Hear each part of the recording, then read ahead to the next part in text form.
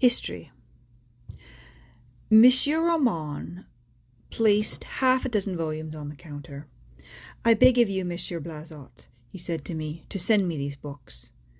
There are Mother and Son, the Memoirs of the Court of France, and the Testament of Richelieu. I should be grateful if you would add them to anything new you have received lately in the way of history, and more particularly anything treating of France since the death of Henry IV. All these are works in which I am extremely interested."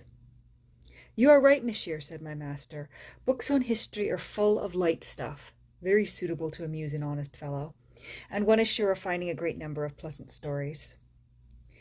"Monsieur l'Abbé," answered Monsieur Roman, "what I look for from the historians is not frivolous amusement.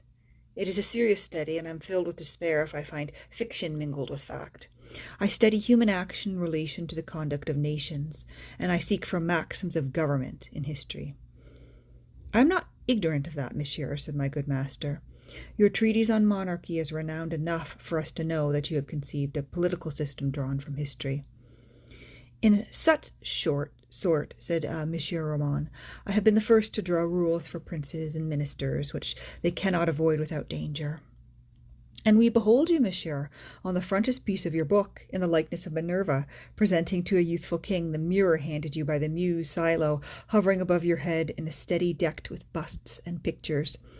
But allow me to tell you, monsieur, that this muse is a storyteller, and that she holds out to you a mirror of falsehood. There are few truths in history, and the only facts on which all agree are those we get from a single source. Historians contradict one another every time they meet. Even more, we see that Flavius Josephus, who has portrayed the same incidents in his Antiquities and his Wars of the Jews, records them differently in each of these works. Titus Livius is but a collector of fables, and Tacticus, your oracle, gives me the impression of an unsmiling deceiver who flouts all the world under a pretense of gravity. I have a sufficient esteem for Thucydides and Polybius and Guicciardini. As for our own Misery, he does not know what he is saying any more than do Villaret and Abbe Villi. But I am accusing historians. It is history itself I should attack. What is history? A miscellany of moral tales, or an eloquent melody of narratives and speeches, according as the historian is a philosopher or a spouter? You may find eloquent passages, but one must not look for the truth there, because truth consists in showing the necessary relation of things, and the historian does not know how to establish this relation, because he is unable to follow the chain of effects and causes.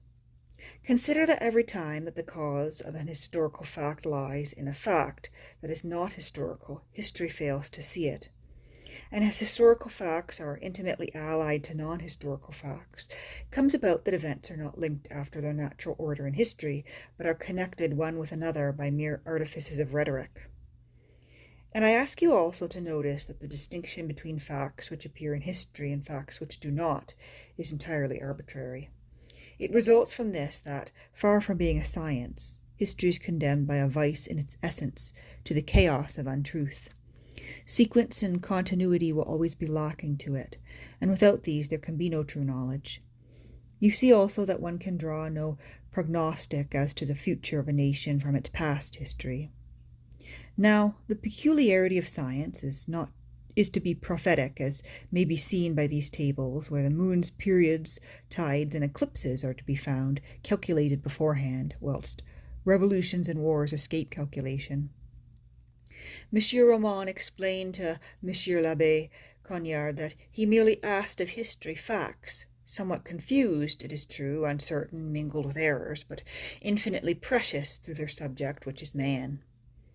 I know, he added, how human annals are curtailed and mixed with fable, but though a strict sequence of cause and effect fails us, I see in it a kind of plan that one loses and then finds again, like the ruins of temples half buried in the sand.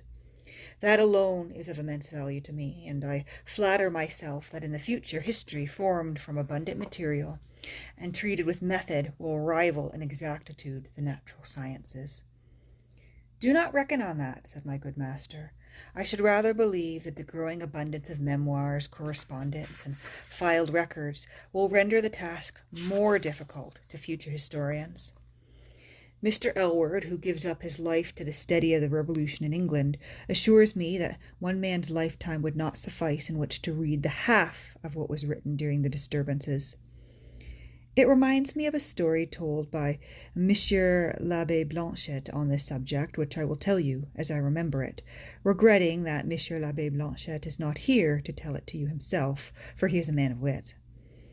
Here is the apologue. When the young Prince Zaimir succeeded his father on the throne of Persia, he called all the academians of his kingdom together and said, "The learned Zeb, my instructor, has taught me that monarchs would be liable to fewer errors if they were enlightened by past experience. Therefore I wish to study the history of nations. I order you to compose a universal history and to neglect nothing to make it complete." The wise men promised to carry out the prince's desire, and having withdrawn, they set to work immediately. At the end of 20 years, they appeared before the king, followed by a caravan composed of 12 camels, each bearing 500 volumes. The secretary of the academy, having prostrated himself on the steps of the throne, spoke in these terms: "Sire, the academians of your kingdom have the honor to place at your feet the universal history that they have compiled at your majesty's behests. It comprises 6,000 volumes, and contains all that we could possibly collect regarding the customs of nations and the vicissitudes of empires. We have inserted the ancient chronicles, which have been luckily preserved, and we have illustrated them with abundant notes on geography, chronology, and diplomacy. The Troglomonia are alone 1 camel's load, and the Paralipomena are borne with great difficulty by another camel."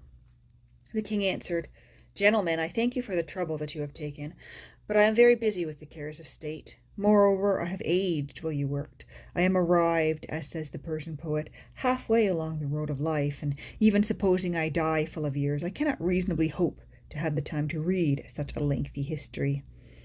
It shall be placed in the archives of the kingdom. Be good enough to make me a summary better fitted to the brevity of human life." The Persian academians worked 20 years.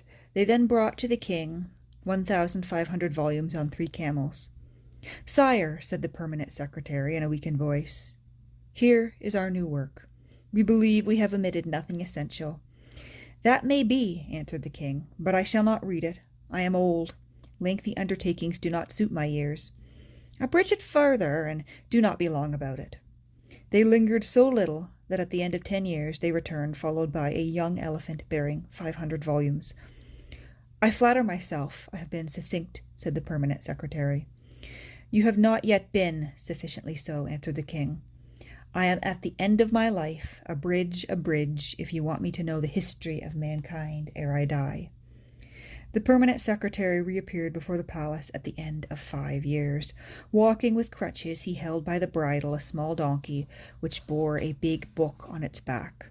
"Hasten," said the officer to him. "The king is dying." The king was in fact on his deathbed. He turned to the academician and his big book, his nearly expiring gaze, and said with a sigh, "I shall die then, without knowing the history of mankind." "Sire," replied the learned man, who was almost as near death as himself, "I will sum it up for you in 3 words. They were born.